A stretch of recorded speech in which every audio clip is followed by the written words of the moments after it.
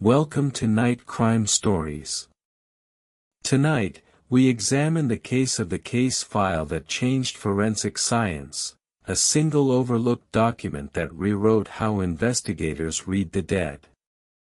Buried for years, one cold case, one clue hidden in plain sight. Settle in, turn off the lights, and let the case unfold. Opening meditation. There is something particular about the way a story finds you. We are, most of us, searching for something when we seek out stories of crime and investigation. Not morbidity, not sensation. Something more honest than that. We are trying to understand how the world works at its most extreme edges. How people make choices that cannot be unmade. How investigators piece together a reality from fragments. How communities survive, or don't survive, what happens inside them. Tonight, we are going to sit with that searching instinct for a while. Not with a single case, not with one victim or one detective or one courtroom. Tonight, we are going to move through something broader and, in its own way, just as mysterious. We are going to explore what it means to seek out true crime stories, the communities that form around that seeking, the recommendations passed between strangers, the quiet conversations that happen in threads and comment sections and forum posts, where someone says, "This one changed how I think about things. You should listen." This is a story about stories. About the long human need to understand what happened, and why, and whether it could have been prevented. Get comfortable. Let your breathing slow. Part 1, The Gathering Place. Every month, in a corner of the internet that most people stumble into by accident and then never quite leave, a thread appears. And then the people come. This is the gathering place. And what happens in it is worth examining carefully.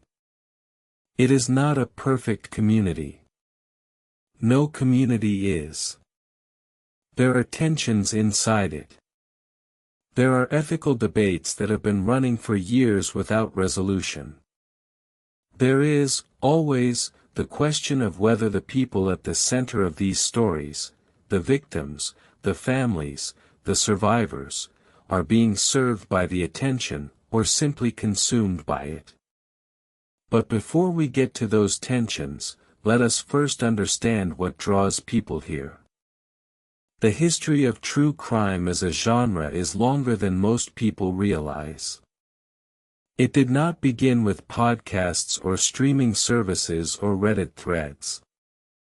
It began, arguably, with the very first published accounts of criminal trials, pamphlets printed in early modern Europe that detailed the confessions and executions of convicted murderers. People bought them in the streets. People read them aloud. People argued about whether the condemned had been treated justly. The impulse has not changed. Only the format has. In the 20th century, true crime found its literary form in a handful of extraordinary books that demonstrated, for the first time, that writing about crime could be as rigorous and as beautiful as writing about anything else. Books that treated their subjects, victims and perpetrators alike, as full human beings rather than cardboard figures in a morality play. Then came television. Documentaries. Miniseries. The gradual, remarkable discovery that the camera, turned toward a real unsolved case, could hold an audience for hours. Could make people feel, in some genuine way, that they were part of the investigation. And then the internet. And then podcasts. And then the thread. When someone posts in that monthly thread, recommending a podcast about a cold case in the Midwest, or a book about a forensic anthropologist, or a documentary series about wrongful convictions, they are participating in something with very deep roots. They are passing a story from one person to another. They are saying, "This mattered to me. Perhaps it will matter to you." That is not a small thing. Part 2, What we listen for. Here is a question worth sitting with for a moment. When you press play on a true crime podcast, in your car, or your kitchen, or lying in the dark at the end of a long day, what are you actually listening for?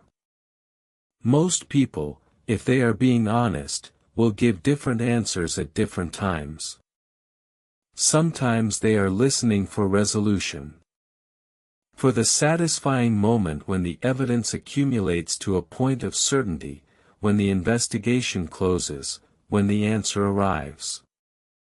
There is something deeply human about the desire for that closure, the story that knows where it ends. But many of the most beloved true crime stories are not resolved. Many of the podcasts recommended most often in threads and forums are not about cases that were solved. They are about cases that remain open. Cases where the investigation stalled, where the evidence was insufficient, where the wrong person was convicted, where no one was convicted at all. And yet people listen to them over and over. Share them with friends. Return to them years later. This tells us something important. The listening is not only about resolution. It is about process. The process of investigation, the careful gathering of evidence, the patient interviewing of witnesses, the slow accumulation of context that eventually begins to reveal the shape of what happened, is compelling in itself, independent of whether it reaches a conclusion. The method is the story, as much as the outcome. Forensic scientists will tell you something similar about their own work. The investigation is not simply a means to an end. It is a discipline. A practice. A way of looking at the world that, once learned, cannot be unlearned. The people who gather in that monthly thread to recommend podcasts and books and documentaries are, in many cases, recommending this kind of education. Not in those terms. Not with that framing. But that is what is being passed along. There are, of course, other kinds of true crime media. The kind that leans into shock and gore. The kind that treats victims as props in a thriller narrative. The kind that presents speculation as fact and pursues drama at the expense of accuracy. That kind of media exists in abundance, and it attracts its own audience. The community that gathers in the thread tends to distinguish between these two categories with some care. Recommendations are given, but they are often qualified. This one is really well researched. This one handles the family sensitively. This one is honest about what it doesn't know. These are the markers of quality that get passed around. These are the things that make a podcast worth recommending to someone you respect. It is, in its own way, a form of quality control. An informal peer review system operating without any official structure, based entirely on collective trust. Let that sit for a moment. Part 3, The Architecture of a Recommendation. What makes someone trust a stranger's recommendation about a true crime podcast? This is a more interesting question than it might initially appear. When someone posts in a true crime forum and says, "I just finished this documentary, and it completely changed how I understand witness testimony," they are not simply describing a piece of media. They are making a series of implicit claims. They are saying, I engaged with this carefully. I thought about it. I allowed it to challenge my assumptions. And I believe the people who made it were operating in good faith. That last part, good faith, is the foundation of the recommendation economy in true crime communities. And it is where the most important conversations happen. The question of whether that is acceptable, and under what conditions, and when it crosses a line, is one that the true crime community debates with genuine seriousness. Posts appear regularly in the monthly thread, and in the wider forum, where someone raises a concern. This podcast never contacted the victim's family. This documentary used the crime scene photos without consent. This book profited from the murderer's notoriety without giving anything back to the survivors. These concerns are not always received warmly. There are members of any community who resist having their entertainment complicated by ethical questions. But in the communities where the conversation is healthiest, these are the discussions that actually shape what gets recommended and what does not.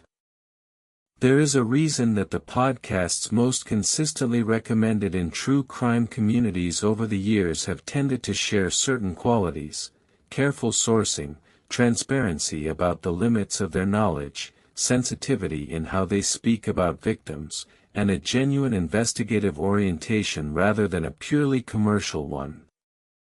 Listeners notice these things. They may not always articulate what they are noticing, but they feel the difference between a story told by someone who cares about getting it right and a story told by someone who cares primarily about selling advertising slots. And when they find the former, they carry it with them. They bring it to the thread. They press it gently into the hands, metaphorically speaking, of whoever might need it. Think about the last time someone recommended something to you with genuine conviction. The podcast they said you absolutely had to hear. The book they were still thinking about months after they finished it. The documentary that kept them up until 2 a.m, not because it was shocking, but because it was true in a way that demanded attention. There is a particular kind of trust required for that kind of recommendation. A willingness to say, "This mattered enough to me that I believe it might matter to you too." The thread is made of those moments, accumulated over months and years. Let us talk about podcasts specifically for a moment, because podcasts have become the dominant form of true crime media for a significant portion of the community. The best true crime podcast hosts share certain qualities. Patience is one of them.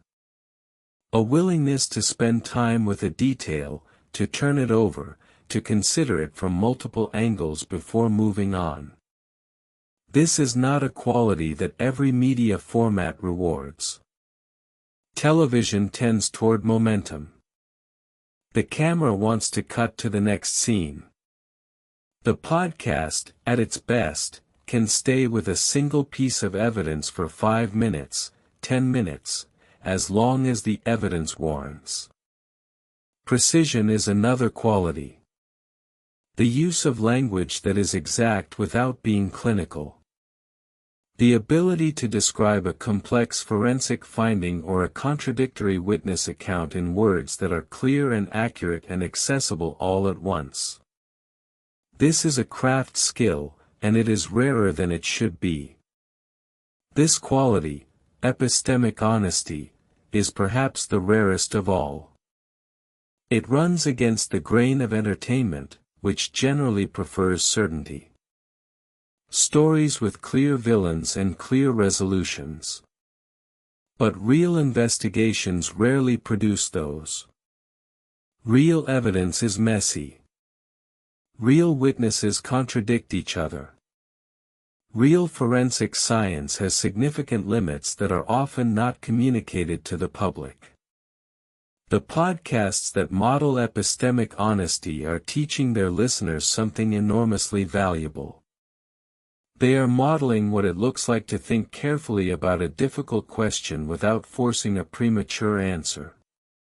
That is a transferable skill. It applies beyond crime, beyond investigation, to every domain of life where evidence must be weighed and conclusions must be provisional. That is worth attending to. The communities that form around these podcasts, the forums, the subreddits, the comment sections, are extensions of that companionship. Proof that the listening was not solitary after all. That there are other people in the dark, following the same thread, wondering about the same things. Part 5, The Ethics of Attention. Here is where the conversation gets more complicated. Every story in the true crime genre belongs, in some fundamental sense, to the people who lived it. To the victim. To the family. To the community that was changed by what happened.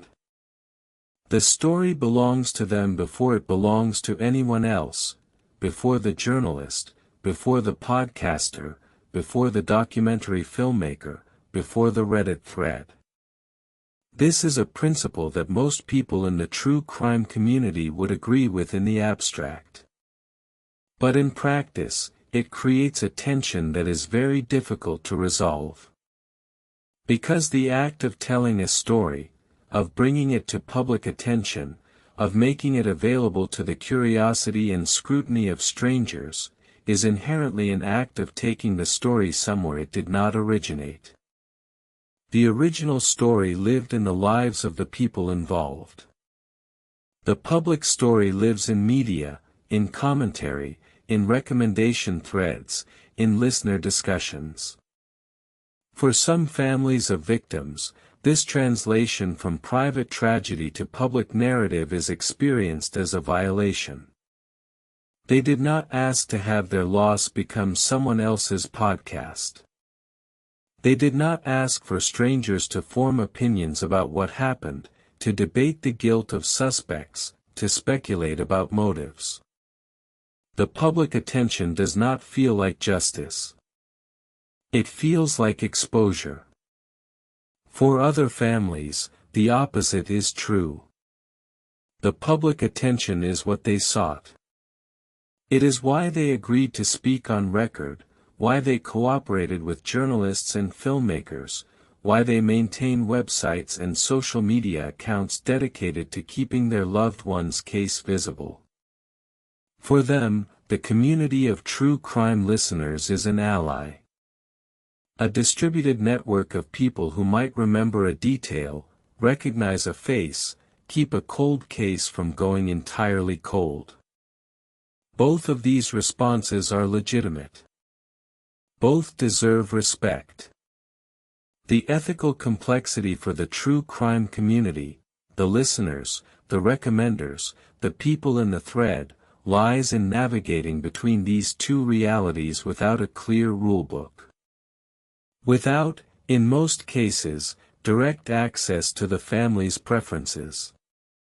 Without a way of knowing, when you press play, whether the people at the center of this story wanted it told in this way. What the community has developed, in response to this complexity, is a set of informal norms. They are not written down anywhere. They are not enforced by any authority. But they circulate through the community's conversations and shape its recommendations. One of those norms is, prefer content that has engaged with the families. When a podcast host has spoken to the victim's family, when a journalist has sought the perspective of the survivors, when a filmmaker has given the people at the center of the story some agency over how they are portrayed, this is weighted positively. It is cited in recommendations. It is one of the markers of quality. Another norm is, be cautious about content that profits primarily from the perpetrator's notoriety.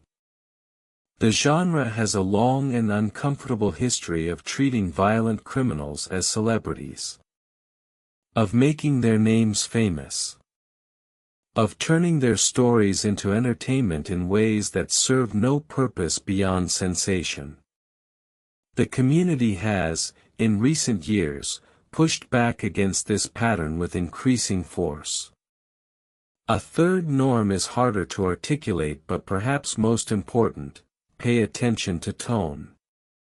There is a way of speaking about violence and suffering that maintains the dignity of the people involved. That treats them as full human beings, not as characters in a story.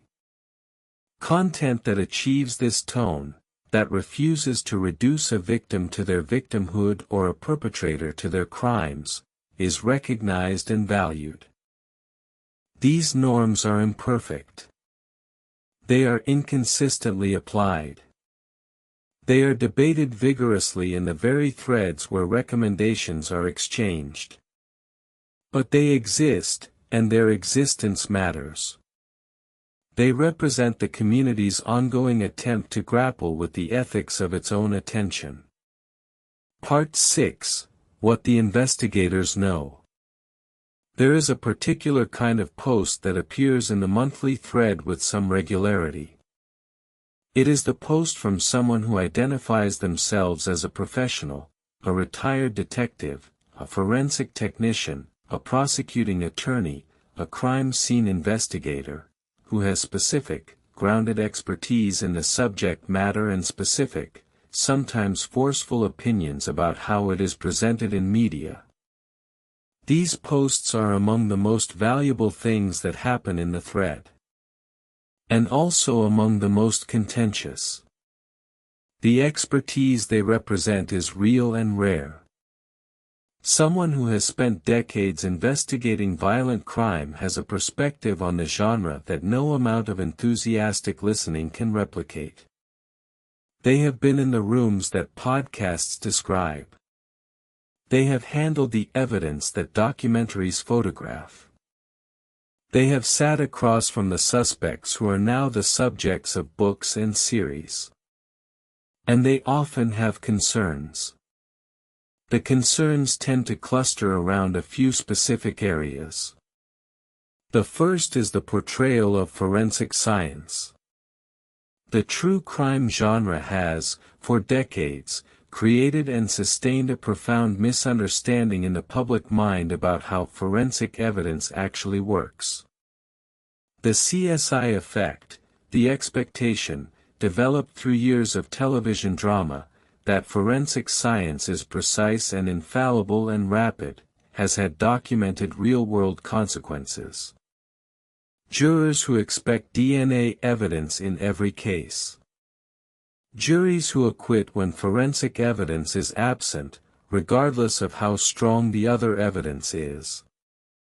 Defense attorneys who exploit the gap between what television promises and what real forensic laboratories can deliver. Good true crime media addresses this directly. It explains the actual error rates of forensic techniques. It describes the conditions under which evidence degrades or becomes contaminated. It interviews forensic scientists who will say, on record, that the field has significant limitations that the justice system has been slow to acknowledge. The professionals who post in the thread are particularly alert to this. They flag content that gets the forensics right, and they flag content that perpetuates the myths. Their recommendations carry a different kind of weight, not more important than the enthusiast listener's perspective, but differently calibrated. The second concern is the portrayal of investigators themselves. The genre has a complicated relationship with law enforcement. Some true crime content is hagiographic. It treats detectives and prosecutors as heroes, overlooks institutional failures, credits investigators with insight and integrity that the record sometimes does not support. Other content has the opposite problem. It is reflexively critical of law enforcement, dismissive of investigators' real competence, inclined to see every conviction as potentially wrongful. Neither of these approaches does justice to the reality, which is that law enforcement agencies contain multitudes. Investigators who were meticulous and those who were careless. Departments that handled a case with exemplary skill and departments that failed catastrophically. Prosecutors who sought truth and prosecutors who sought conviction regardless of where the truth pointed. The community navigates these competing concerns imperfectly, as communities do. But the conversation itself, the ongoing, unresolved, genuinely difficult conversation about when attention helps and when it harms, is one of the things that makes the thread worth reading. Part 7, The Content Creators. This invitation opens a different kind of conversation. One that is worth examining on its own terms. It has also produced a great deal of content that is poorly researched, ethically careless, and motivated primarily by the desire for views and subscribers rather than any genuine investigative purpose. The monthly thread, with its invitation to content creators, exists at the intersection of these two realities. And what happens there is revealing. This informal peer review is not always kind.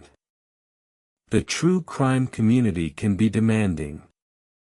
It has high standards for accuracy, and it has a long memory for errors and missteps. A creator who publishes speculation as fact, or who handles a victim story insensitively, or who appears to profit from attention without contributing genuine investigative value, will hear about it. Not necessarily in the thread, though sometimes there too, but in the broader community conversation. There is also, within the content creator portion of the thread, a quieter and more human story. These are people who, in many cases, began consuming true crime media and found themselves unable to stop thinking about specific cases. Found themselves researching. Found themselves reaching out to witnesses and family members and court records and police files. Found themselves with something to say that they believed was worth saying. The path from listener to creator is, in the true crime community, a well-worn one. And the monthly thread is one of the places where that path becomes visible. The thread, in this way, is not only a recommendation engine. It is a minor ecosystem for the development of knowledge and craft. Part 8, The Cold Case Question. There is a category of recommendation that appears in the thread with particular frequency, and that carries a particular emotional weight. The cold case recommendation. And the family waits. This waiting, this particular form of suspended grief, which cannot fully mourn because the story has not ended, which cannot fully hope because the years keep accumulating without resolution, is one of the most difficult human experiences imaginable. It has its own psychological profile. Researchers who study it describe a phenomenon sometimes called ambiguous loss, a grief that cannot find its conclusion, that must be maintained indefinitely without the normal markers of closure. True crime media has a complicated relationship with cold cases and the people who wait inside them. At its best, that relationship is genuinely supportive. The podcast that brings new attention to a case creates new leads. The documentary that introduces a cold case to a national audience produces the witness who was too frightened to come forward initially, or the distant relative who finally recognizes a face, or the amateur researcher who notices a geographical pattern that the original investigation missed. These things happen. They are documented. They are real. And they are cited, again and again, in the threads and forums and recommendation conversations of the true crime community as evidence that attention is not passive.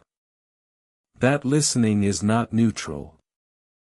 That the community's engagement with these cases has, in specific and verifiable instances, contributed to the movement of justice. But there is a shadow side to the cold case conversation that the most thoughtful members of the community are careful not to ignore. Cold cases, by their nature, involve victims who did not receive justice. Some of those victims' families have been waiting for decades. For them, the periodic waves of media attention, the podcast season, the documentary series, the anniversary coverage, the Reddit thread, can feel like reopening a wound rather than healing one. Each new wave of interest brings with it the implicit promise that this time something might change. And each time that wave recedes without resolution, the loss is experienced again. There are families who have explicitly asked that their loved one's case not be covered by true crime media.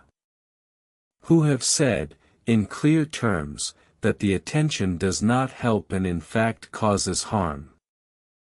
These requests are sometimes honored and sometimes not, and the community's response to this, when it comes up in conversation, is one of the places where the tension between public interest and private grief becomes most visible. This position is easier to hold in the abstract than in practice. The public interest in unresolved violent crime is real. The potential benefits of media attention are real. And the line between respecting a family's wishes and effectively allowing a case to remain cold is sometimes genuinely unclear. These are not questions the thread resolves. They are questions the thread holds, month after month, without resolution.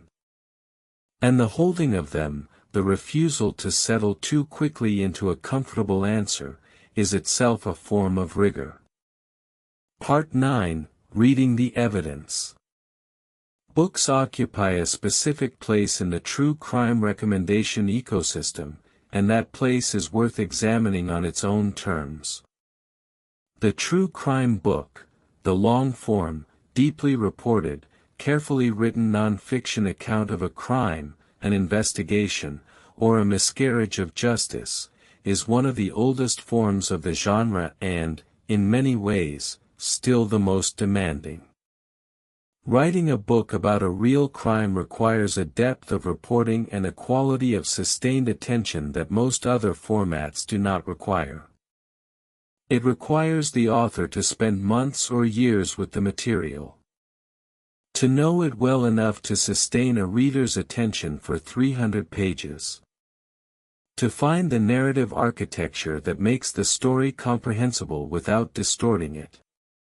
The books that are most consistently recommended in the monthly thread share certain qualities that are worth cataloging. The first is depth of sourcing. The best true crime books are built on primary sources. Court documents, police files obtained through public records requests, direct interviews with witnesses and investigators and, when possible, the people accused or convicted. Secondary sources, previous coverage, other books, public records, are used, but they are supplemented rather than substituted. The reader can feel the difference between a book written from original reporting and one assembled from existing accounts. The second quality is structural honesty. The best true crime books do not pretend to know more than they know. They make their methods visible. They tell you when a source was unwilling to go on record, when a document was unavailable, when a piece of evidence remained unexplained despite sustained effort to understand it. This transparency, far from undermining the book's authority, generally strengthens it. A writer who shows you the limits of their knowledge earns more trust than one who papers over uncertainty. The third quality is humanization. This is the quality that separates the genuinely significant true crime books from the competent but forgettable ones. Humanization means treating every person in the story, victim, perpetrator, witness, investigator, family member, as a full human being with a history, a psychology, a set of motivations that cannot be reduced to their role in the crime. It means resisting the temptation to make the victim into a saint and the perpetrator into a monster, because neither of those reductions is accurate, and both of them prevent the reader from understanding what actually happened. This is, it should be said, a demanding standard. Humanizing a perpetrator, giving them a comprehensible interiority, acknowledging the factors that shaped them without excusing what they did, requires a kind of moral and intellectual courage that not every writer possesses. It invites misinterpretation. It can be read, by readers who prefer clear moral categories, as sympathy where none is intended. But the writers who do it well produce something genuinely more useful, and more true, than those who settle for the comfortable villain. When a book like this is recommended in the thread, when someone says, "I read this 3 months ago and I am still thinking about it," you can feel, even in the text of a forum post, the quality of the encounter they had with it. Books that achieve humanization at this level change the way their readers think about people. About the conditions that produce violence. About the systems that either prevent it or enable it. About the possibilities for intervention that were missed. That kind of change is not entertainment. It is something closer to education. And it is one of the things the true crime community, at its best, is in the business of facilitating. Part 10, The Documentary Eye. Documentary film has had a particular relationship with true crime for several decades now, and that relationship has shifted significantly in the era of streaming. Streaming changed this. The documentary series, a true crime story told over multiple episodes, without the pressure of a broadcast slot, allowed to run as long as the material warranted, became possible in a new way. And the best documentary series of the streaming era have demonstrated that the format, freed from those constraints, can achieve something remarkable. They can show you time. Time is something that is very difficult to represent in other true crime formats. A book can tell you that a case remained unresolved for 20 years, but it cannot show you those years accumulating. A podcast can describe the aging of a family waiting for answers, but the description necessarily abstracts it. The documentary series, through the use of archival footage and the practice of returning to subjects over months or years, can make you feel the passage of time in a way that changes how you understand the story. You see the children of victims become adults. You see the investigators retire and their replacements take over the case. You see what 20 years of waiting looks like in a person's face. This is powerful and it is ethically complex in equal measure. The camera that returns again and again to a grieving family is building a record of something real and important. It is also, in some sense, profiting from their grief, turning it into footage, into narrative, into content. The best documentary filmmakers are acutely aware of this tension and address it directly, both in their work and in how they speak about it. In the monthly thread, documentary recommendations often come with particularly detailed context. The person recommending will describe not just the content but the circumstances of its making. They will mention that the filmmakers spent 5 years building relationships with the community before they began filming. They will note that the family had editorial input, or that they explicitly requested the story be told. They will point out the scene where the filmmaker's own ethical uncertainty becomes part of the narrative. These details matter to the community. They are the things that distinguish a documentary made with genuine purpose from one made for commercial opportunity. And the community's ability to make those distinctions, to see past the surface of the content to the ethics of its production, is one of its real intellectual achievements. A recommendation given in that spirit, one that says, in effect, not just this is good but this is good and here is why and here is what the people who made it were trying to accomplish and here is how they did or did not achieve it, is a very different thing from a simple thumbs up or thumbs down. It is a piece of analysis. It is a contribution to the community's collective knowledge of what the genre can be at its best. Part 11: The Amateur and the Expert. True crime has always attracted amateur investigators.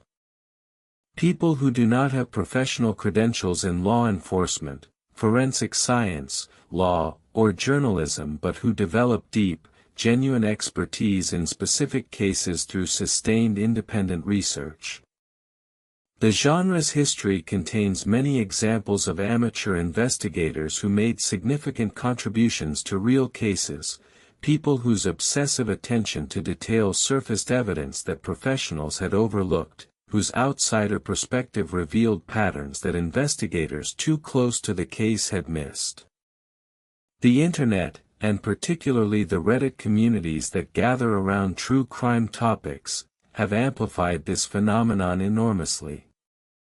There are amateur researchers who have spent years on a single case, who know the evidence better than anyone outside the investigation itself, who have built networks of contacts and developed genuine analytical skills through the discipline of sustained attention. These people are valuable. Their contributions to the community are real.